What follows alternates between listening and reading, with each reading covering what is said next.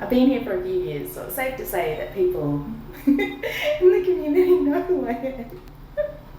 Like this morning, first time it's ever happened, but normally when I go to 7-Eleven or somewhere like that, I always pay with my payment app on my card. Well, payment app on my phone.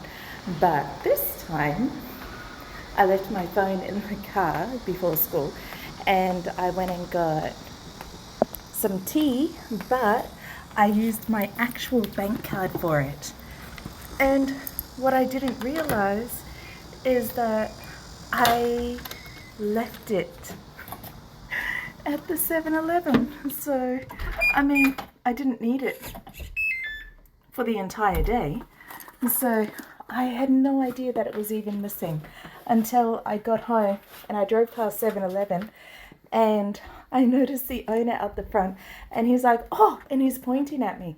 But I was distracted, so I didn't realize that it was at me. And I just kept going. And then they know my routine so well. They know that I'm going to sit in my car for a couple of minutes while I grab everything together or while I check messages just before I go inside.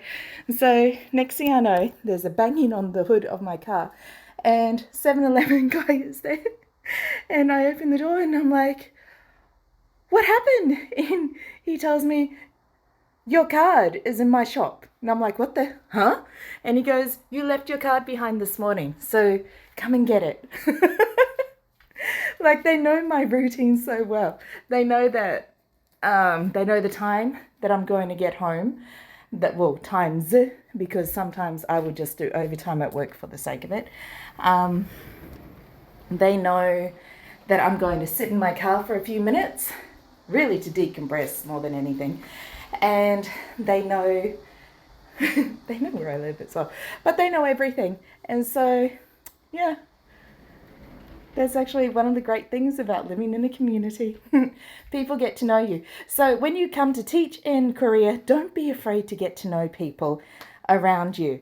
They'll be a bit standoffish at first, but they're always pleased to know you, especially if you're friendly towards them as well.